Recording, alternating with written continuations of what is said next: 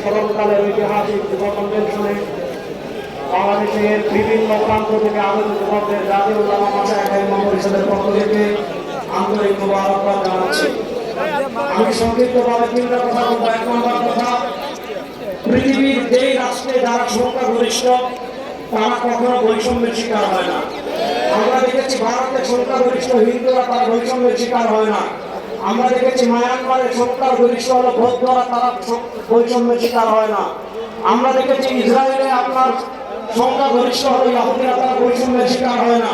আমরা দেখেছি ইংল্যান্ডের সংখ্যাগরিষ্ঠ হলো খ্রিস্টানরা, তারা বৈষম্যের শিকার হয় না।